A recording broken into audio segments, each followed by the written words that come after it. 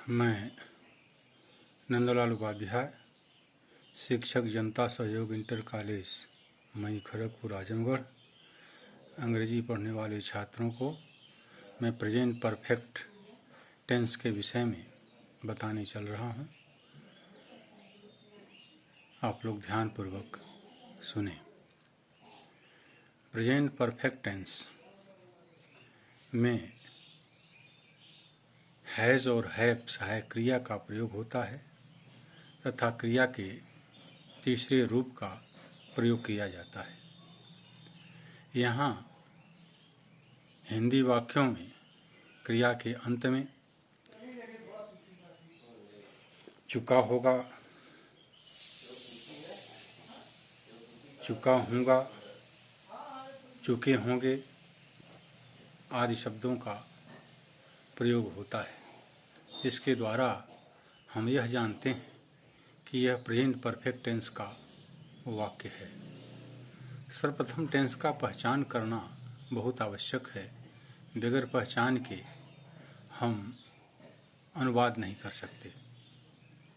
यदि टेंस का सही रूप से पहचान हो जाता है तो उसके आधार पर हमें यह ज्ञात हो जाता है कि इसमें कौन सी सहायक क्रिया और मुख्य क्रिया का कौन सा रूप होगा। उसके अनुसार हम उस टेंस का ट्रांसलेशन करते हैं। इसमें आई, वी, यू, दे के साथ प्लूरल नाउन के साथ हैव का प्रयोग तथा ही, सी, इट तथा एकवचन कर्ता के साथ हैज़ का प्रयोग किया जाता है। बहुवचन कर्ता तथा आई, वी, यू, दे ये बहुवचन के प्रोनाउन माने जाते हैं। इनके साथ हैव का प्रयोग करते हैं तथा ही, सी, इट तथा एकवचन कर्ता के साथ हैज़ का प्रयोग किया जाता है और सब में क्रिया के तीसरे रूप का प्रयोग हम करते हैं। हिंदी वाक्यों के अंत में चुका होगा, चुका है, चुकी है, चुके होंगे, चुका होगा, चुका हूँगा, चुकी होंगे आदि शब्दों का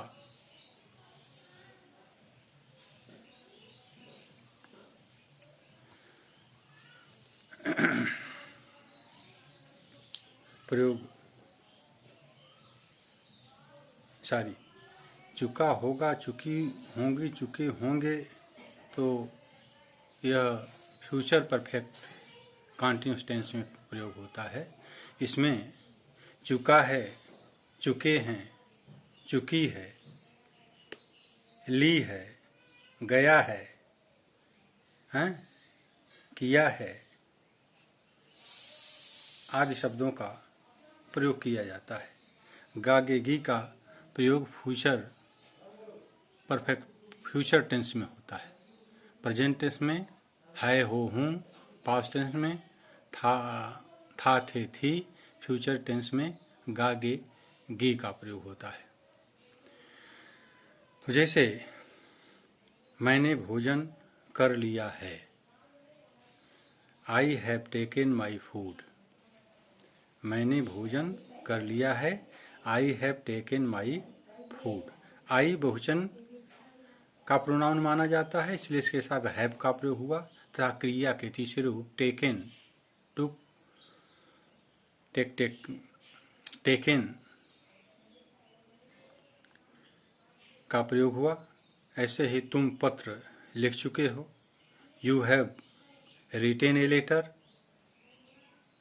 लड़कों ने व्याकरण सीख लिया है, the boys have learned grammar.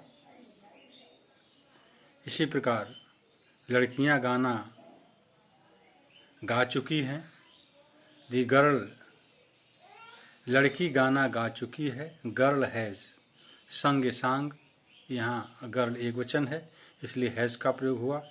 अध्यापक आ गए हैं, टीचर हैज़ कम। यहाँ टीचर एकवचन के रूप में प्रयोग हुआ है इसलिए हैज का प्रयोग हुआ। स्वीकारात्मक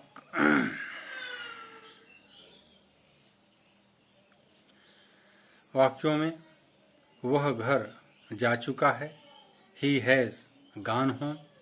यहाँ आई वी यू दे के साथ प्लूरल तथा प्लूरल नंबर नाउन के साथ हैव का प्रयोग तथा ही सी इट तथा सिंगुलर नाउन के साथ हैज का प्रयोग किया जाता है सहायक क्रिया के रूप में।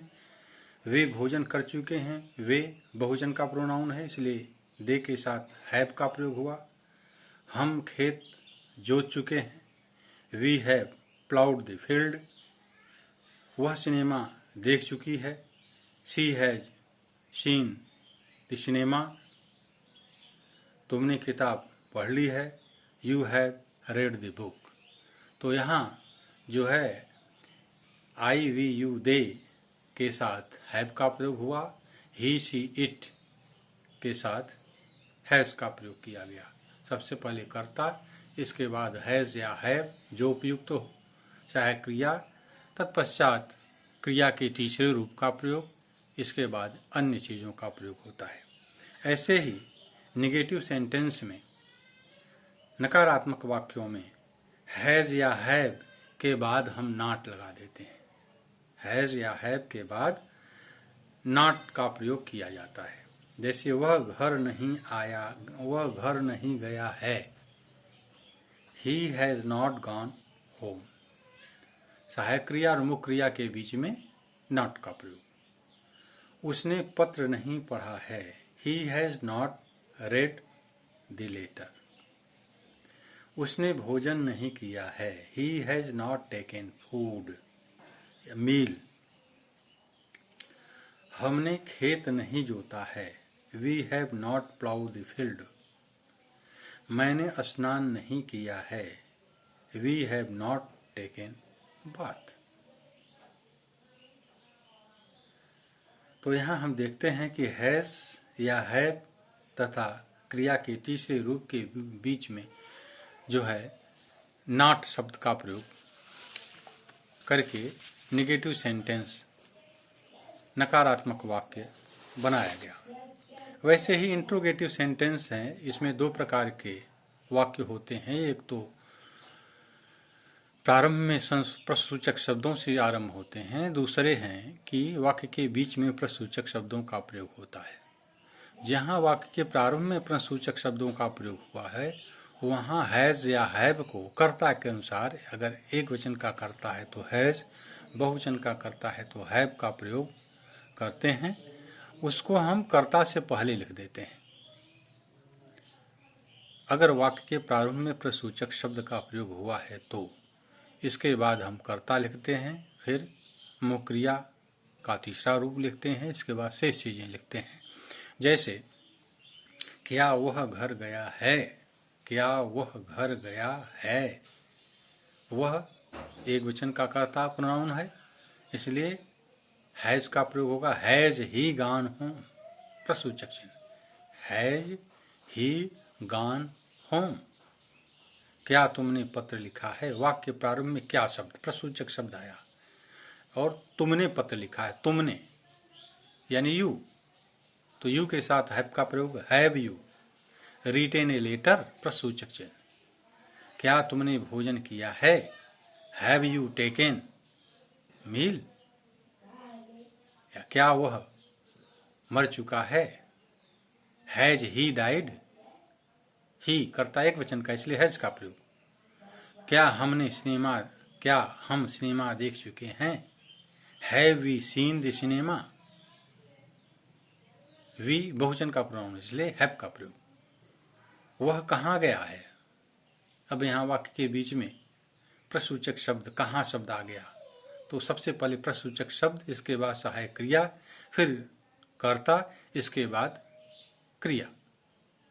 वेयर हैज ही गॉन, ही एक वचन का कर्ता, इससे हैज का प्रयोग। सबसे पहले प्रश्नसूचक शब्द, यदि बीच में प्रश्नसूचक शब्द आया है तो पहले प्रश्नसूचक शब्द का प्रयोग करते हैं, इसके बाद सहायक क्रिया कर्ता के अनुसार, फिर कर्ता, इसके बाद क्रिया के तीसरे रूप का प्रयोग अंत में शेष चीजों का प्रयोग किया जाता है। ऐसे ही इंट्रोगेटिव नेगेटिव सेंटेंस होते हैं, जैसे क्या वह घर नहीं गया है, has he not gone home. यहाँ कर्ता के तुरंत बाद नॉट का प्रयोग होता है। प्रश्नवाचक नकारात्मक वाक्यों में सबसे पहले यदि वाक्य के बीच में प्रश्नसूचक शब्द आया है तो सबसे पहले प्रश्नसूचक शब्द, इसके बाद सहायक क्रिया, सहायक क्रिया के तुरंत बाद कर्ता, कर्ता के बाद नॉट, नॉट के बाद मुख्य क्रिया, इसके बाद शेष चीजें। यदि वाक्य के प्रारंभ में प्रश्नसूचक शब्द आया है तो सबसे पहले सहायक क्रिया, इसके बाद कर्ता, फिर नॉट, फिर मुख्य क्रिया, फिर अन्य चीजें। जैसे क्या तुमने पत्र नहीं लिखा है, have you not written a letter, have you not written a letter, प्रश्नसूचक चिन्ह। क्या वह नहीं मर चुका है, हैज ही नॉट डाइड, ये चपरासी ने घंटा क्यों नहीं बजाया। यहाँ प्रश्नसूचक शब्द वाक्य के बीच में आया है तो why has the peon not rung the bell, why has the peon not rung the bell. इस प्रकार से अन्य टेंसों की भांति इसमें भी कर्ता क्रिया कर्म का प्रयोग क्रमशः होता है। सबसे पहले कर्ता, इसके बाद क्रिया, इसके बाद कर्म। इसमें सहायक क्रिया के रूप में हैज और हैव का प्रयोग होता है। एक वचन कर्ताओं के साथ हैज का प्रयोग, बहुवचन कर्ता के साथ हैव का प्रयोग, और क्रिया के तीसरे रूप का प्रयोग किया जाता है। और पहचान के रूप में चुका है, चुकी है, चुके हैं, गया है, लिया है, या का, या है, ई है, ये हैं का प्रयोग किया जाता है। अब